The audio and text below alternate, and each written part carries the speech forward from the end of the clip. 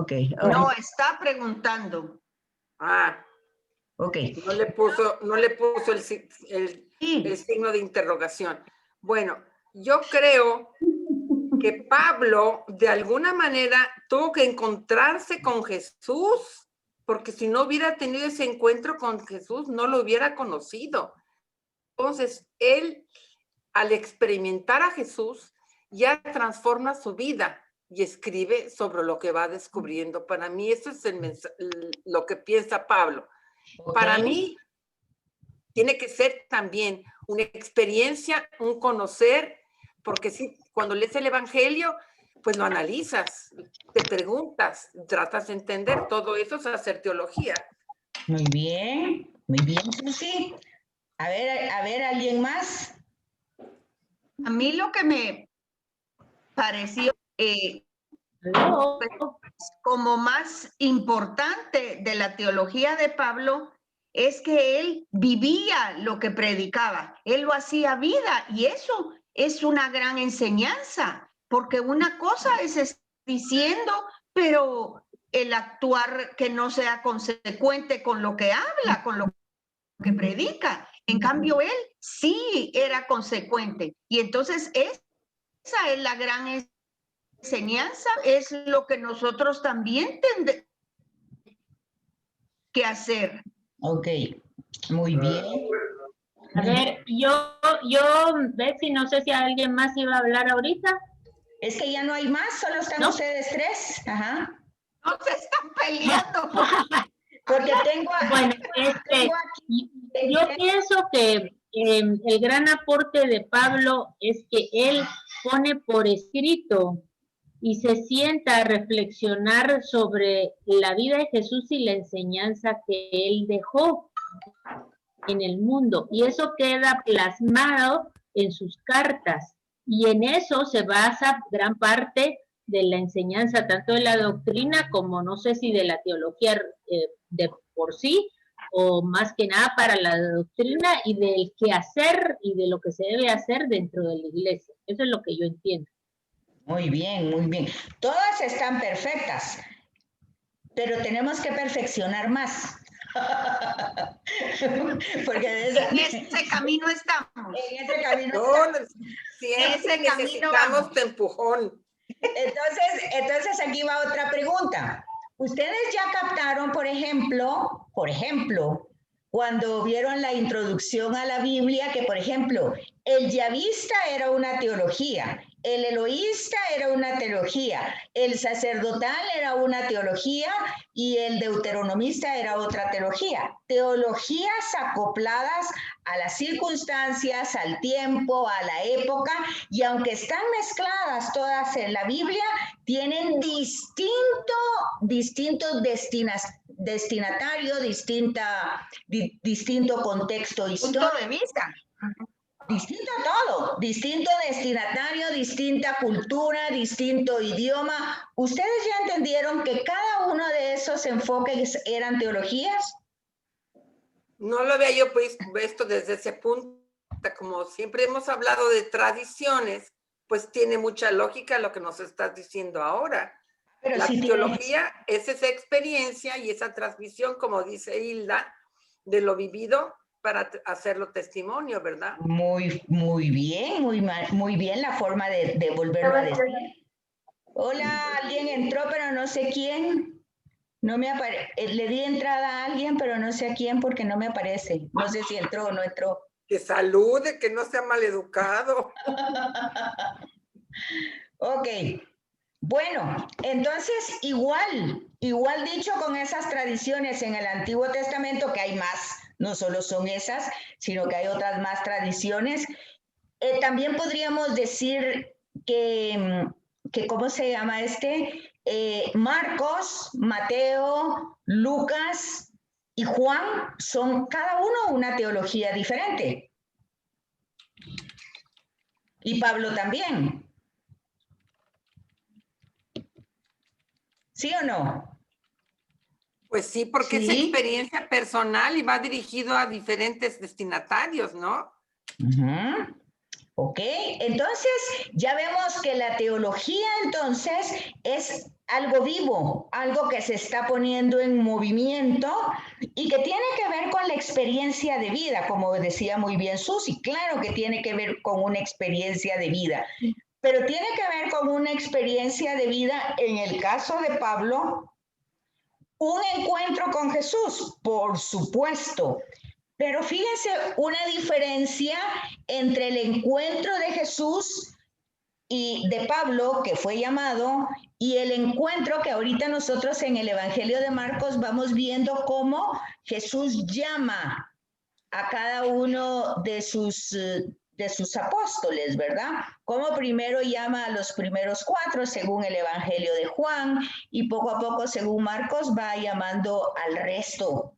Entonces, ¿cuál sería la diferencia entre Pablo y estos 12 apóstoles que históricamente se encuentran con Jesús y que definitivamente le cuesta tanto entenderlo, le cuesta tanto pues entender de qué se trata lo que Jesús está diciendo? Lo siguen, sí, con generosidad y con cariño, pero con mucha dificultad.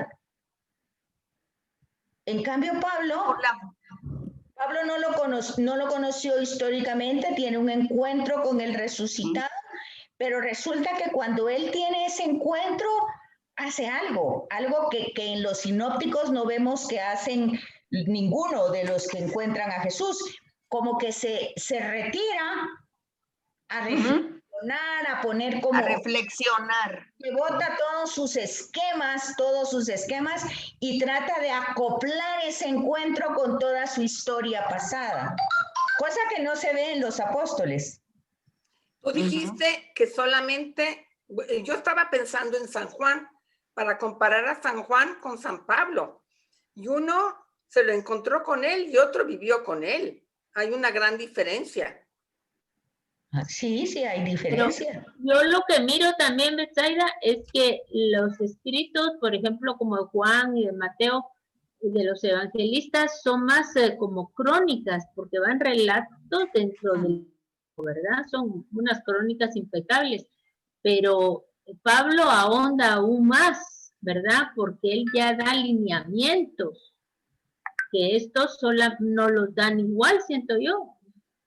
Da guías también de comportamientos, de forma de actuar, de cómo se tiene que organizar la iglesia. Él va en otra onda, no hace una cronología en el tiempo como hacen los otros. Pero esa teología tiene una razón de ser, porque es una teología pastoral. Por eso se llama cartas pastorales, porque tienen un pastoreo, y las otras se llaman cartas doctrinales. Fíjese, ahí van dos teologías diferentes. Una que va acompañando, para acompañar, o sea, es un proceso diferente, y el otro es para establecer, pues, los parámetros de mi forma de vivir en el seguimiento de Cristo, porque Pablo está formando comunidades. Entonces la teología, no nos perdamos de qué estamos hablando de teología. Entonces la teología de Pablo en sus cartas pueden distinguirse en eso, doctrinales cuando está estableciendo parámetros de qué es lo que debemos de entender y cómo debemos entender el mensaje de Jesús. Es doctrinales. Y pastorales, cómo debe ser el seguimiento tanto de los obispos y los presbíteros como del laicado. Entonces, ¿cómo? Y cómo se debe convocar y establecer la comunidad. Entonces, todo eso es teología. Todo eso es teología, pero una teología desde una misma perspectiva. Porque aquí realmente, aquí voy a hacer un paréntesis, y entonces, si ustedes, creo que la mayoría somos un poquito, pues yo tal vez soy la mayor de todas, pero... No, soy yo, no me quites el respeto, por favor. Pero entre esta contemporaneidad, acuérdense, nosotros no entramos a estudios, aunque estuviéramos estudiando en un colegio católico, en estudios bíblicos ni teológicos. Oigan, nosotros fuimos formados con Historia de la Salvación. Así se llamaba. Historia de la... Esa es una teología, pero ahí no se llamaba teología de la...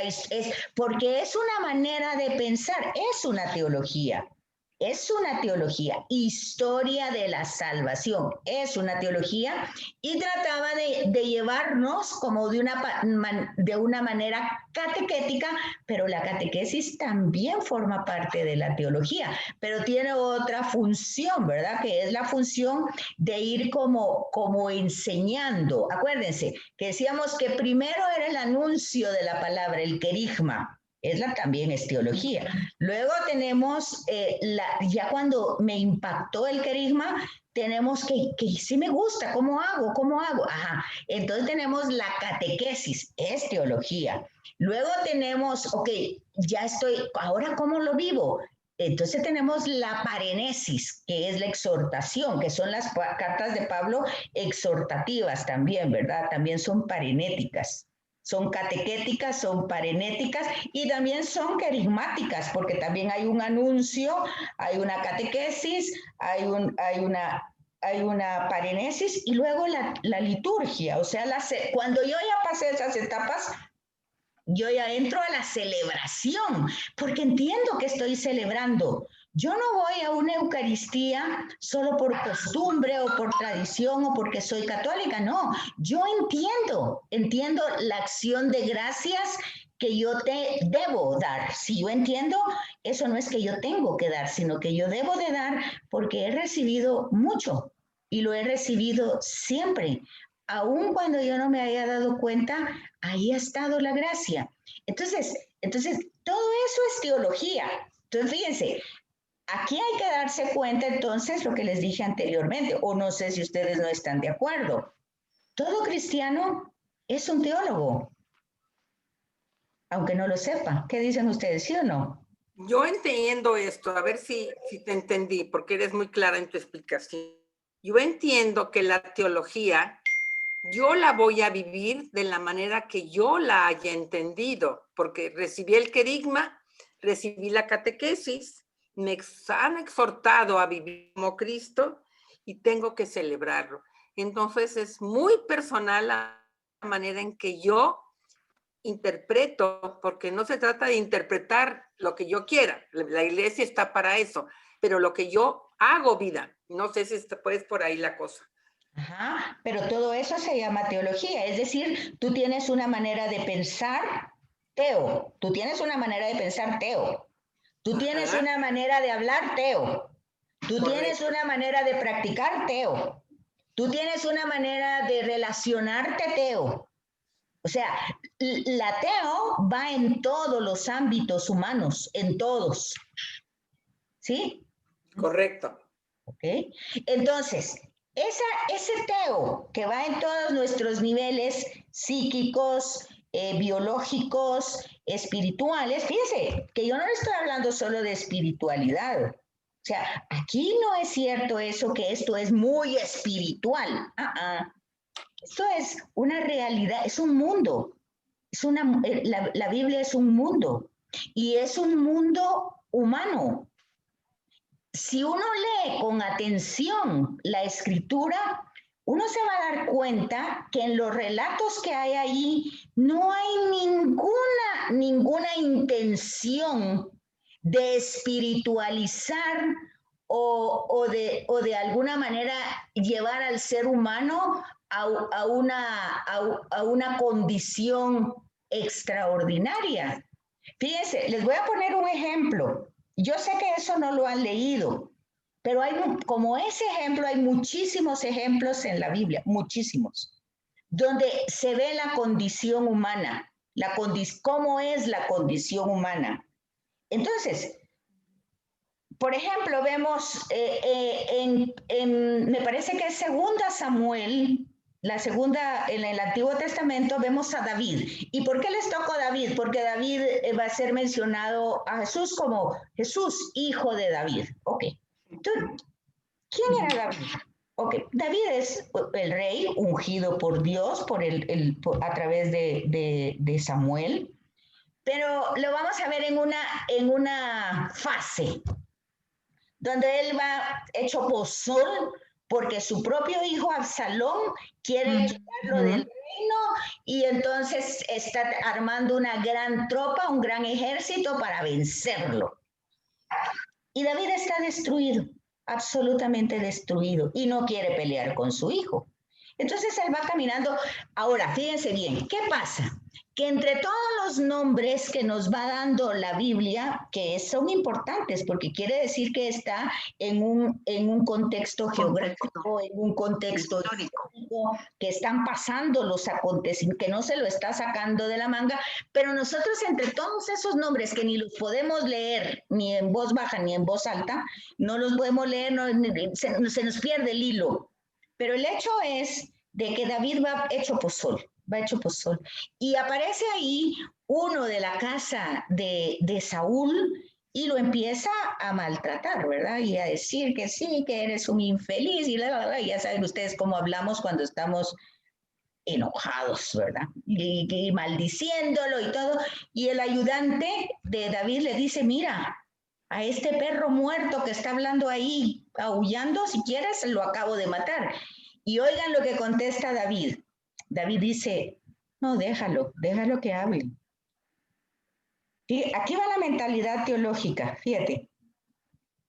Posiblemente Dios permite esto porque en mi soberbia, cuántas cosas habré hecho y de repente Él está hablando con la verdad.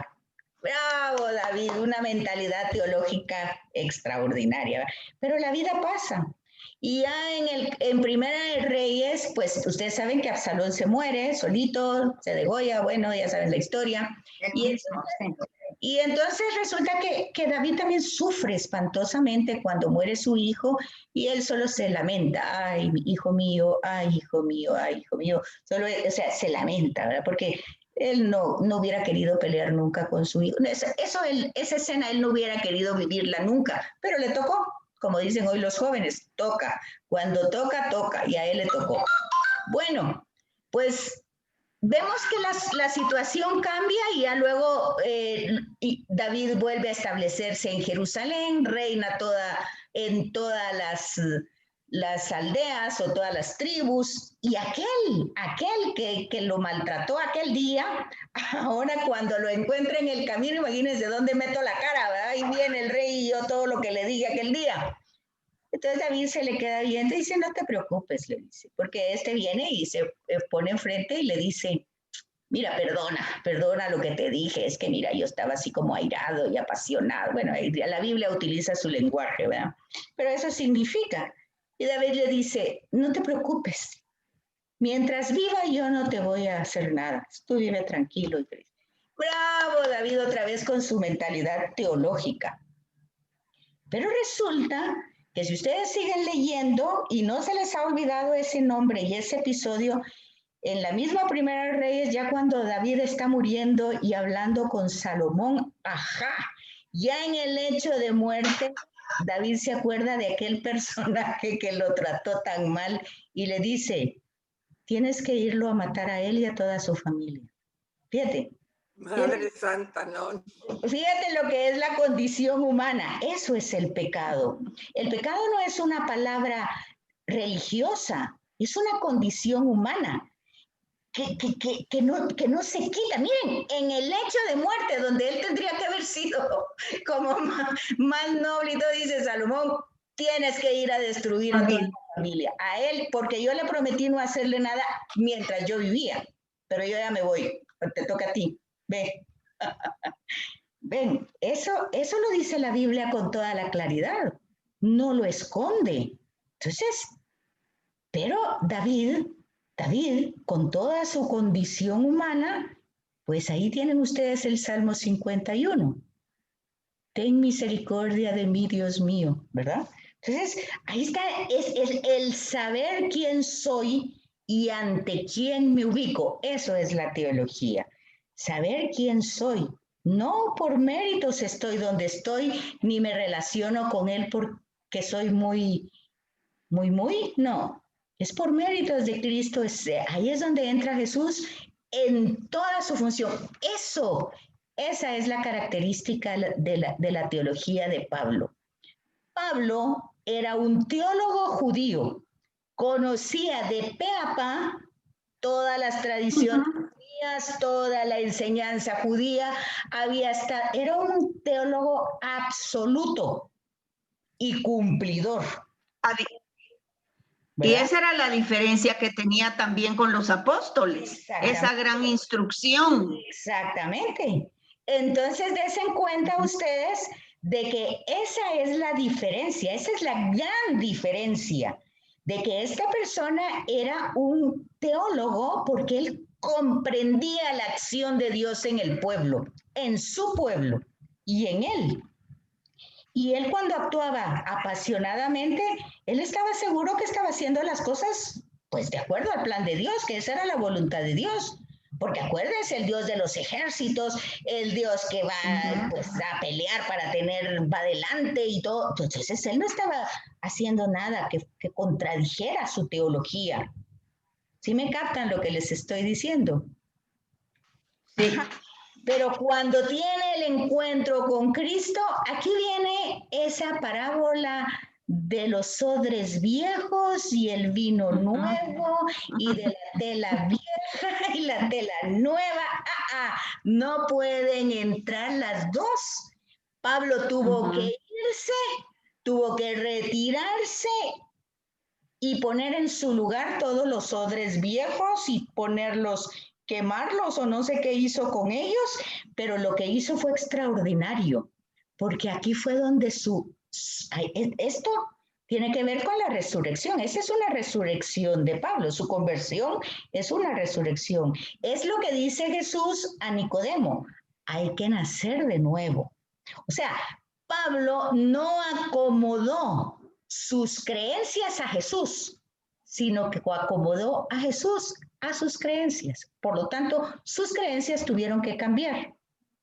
¿Qué les parece a ustedes eso? Es lo razonable. Si no, ¿cómo puedes seguir a Jesús si sigues con tu mentalidad farisaica o judía? Ahí está. Y se dan cuenta que ese fariseo, todos tenemos ese fariseo, aunque no seamos judíos, todos tenemos eso. ¿Se dan cuenta? Y esa condición de pecado, pues ya ven, atención, que si a David le pasó muy teólogo, pero a la hora de la muerte mata a toda la familia. Léanlo, léanlo. No se queden solo con lo que yo les digo. Es Segunda de Samuel, capítulo 16, me parece, como versículo 9, y Primera de Reyes, como el capítulo 9, me parece. Ya es ver la despedida Pero antes de eso, como 2 capítulos antes, está el encuentro con este señor. Miren, yo no les digo los nombres porque ya hasta los nombres de mis hijos se me confunden, mucho menos todos los nombres de la Biblia, pero sí los tengo ubicados. Pero ya con mis hijos, yo para mencionar a uno, menciono a los 4 y que todo fe, fa, fi, fu, casi que hago toda la conjugación. Pero léanlo y se van a dar cuenta que la teología no tiene nada de espiritual. Es una realidad terrible, terrible, donde nos presenta verdaderamente por qué era absolutamente necesario que Dios se encarnara en Jesús para salvarnos. Ese tema de la salvación se llama soteriología. O sea, no hay teología cristiana sin soteriología y sin cristología. ¿Sí me captan lo que les estoy diciendo? A ver, repítelo, por favor. Ok, nosotros tenemos la teología en general, el mundo teológico. Pero cuando nosotros entendemos esa parte del Antiguo Testamento, que no es antiguo para los judíos es su testamento. Es lo que ellos tienen, es el Talmud, es lo que ellos están. Pero que eso fue lo que captó Pablo.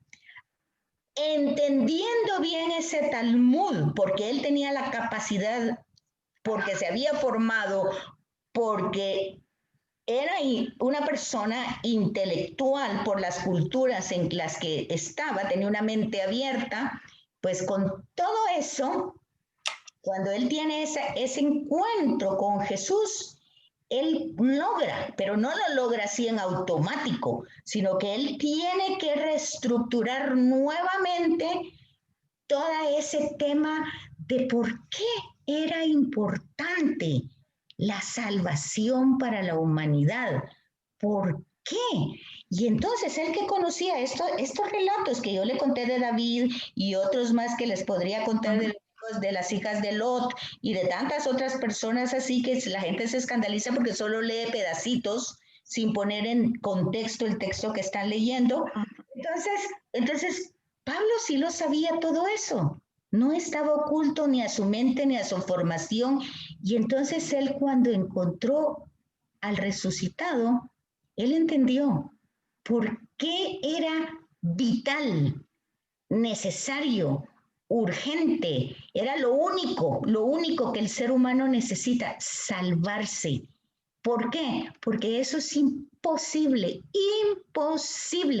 para el rey David y para cualquier ser humano. Imposible, no se puede, porque la condición humana tiene de tal manera, o sea, como les digo, el pecado no es una palabra religiosa, no es con que nosotros, ay no, esa palabra ya no la usemos porque es muy fea y eso no les gusta. Eso con que quitemos la palabra no quitamos la condición. O sea, esa es una condición que le pertenece al ser humano, es del ser humano. Así dice David, pecador me concibió mi madre. Ajá. O sea, así somos y eso no se nos quita. Al contrario, lo vamos desarrollando con astucia a lo largo de la vida. Entonces Pablo entiende que era absolutamente urgente, necesario, vital y todas las palabras que ustedes puedan encontrar en eso, era la presencia de Jesús, su amor incondicional al Padre y su entrega hacia nosotros para podernos salvar. Eso se llama soteriología, el tema de la salvación. Y sin soteriología no hay cristología, porque si no entendemos qué es lo básico que Jesús ha hecho por nosotros, que es salvarnos, si no entendemos la soteriología, no entendemos la cristología y entonces no entendemos la teología cristiana. ¿Y se fijan? Complicado. Nada complicado. Se los voy a explicar estilo Plaza Sésamo. No, es que los nombres son los complicados. No, el nombre no es. Soteriología. A ver. Espérenme un momentito porque ya se va a acabar esto y vamos a volver a entrar. Porque ya se va a acabar. Pero soteriología. Oigan pues. Voy a apuntar. Oigan pues, soteriología es el estudio de la salvación. Soteriología estudia la salvación. Entonces, si no entendemos claramente la soteriología, no entendemos la cristología. O sea, no entendemos por qué fue necesario que Cristo muriera de esa manera. ¿Por qué me tengo que ir a confesar si yo no le hago mal a ninguno? ¿Qué le estoy haciendo? Yo no estoy matando. Entonces yo siento que porque no hago cosas malas, no tengo pecado. Esa es una equivocación que la soteriología no le explica. El tratado soteriológico, o sea, sotero es salvar. Y la soteriología estudia la salvación. Ok, entonces aquí luego tenemos la segunda fase que es la cristología. Cristo, Jesús, Salvador. Ese niño se va a llamar Jesús, que quiere decir Salvador. Así le dice el ángel a María, ¿verdad? Salvador. O sea, esa es su función. Eso es lo que él vino. Él no vino por los milagros. Fíjense una cosa cómo confunden las personas. En el tiempo de Jesús también habían grandes enfermedades. Y Jesús no quitó la lepra, curó a algunos leprosos, pero no quitó la lepra. Curó a algunos ciegos, pero no quitó la ceguera. curó a algunos lisiados, pero no quitó que eso no pasara. Entonces, ¿por qué la gente pide que se quite la pandemia, que se quite? ¿Por qué? Eso no pasa así. O así pasa. Además, eso no fue mandado por él, pues. Es decir, es el hombre el que ha hecho todas esas cosas. De hecho, a Jesús le preguntan cuando aquel personaje estaba ciego en el Evangelio de Juan, le preguntan, ¿y es que cuándo pecó para que naciera así? ¿Quién pecó? Sí. Sí, ninguno dice. Jesús dice, no, eso no es así. Esa interpretación no es así. Entonces, vean, pero vean, para tener una teología bíblica hay que entender en conjunto. Hay que entender en conjunto qué es teología y qué es Biblia. Y Biblia es un mundo. Y teología es una manera de pensar, de reaccionar, de vivir, de actuar. Fíjense, por ejemplo, cuando uno dice a una persona, ay, qué linda tu casa, dice, ¿verdad? Entonces yo le digo a una persona, qué linda tu casa. Y dice, sí, el Señor me la regaló. Eso pareciera muy teológico, pero eso no es teológico, eso es muy mentiroso, porque la persona quiere decir eso como algo bueno, pero realmente eso es terrible. Si ella entra en las profundidades de lo que está diciendo, eso es terrible, lo que está diciendo. Pero la persona, pues, buenamente está hablando.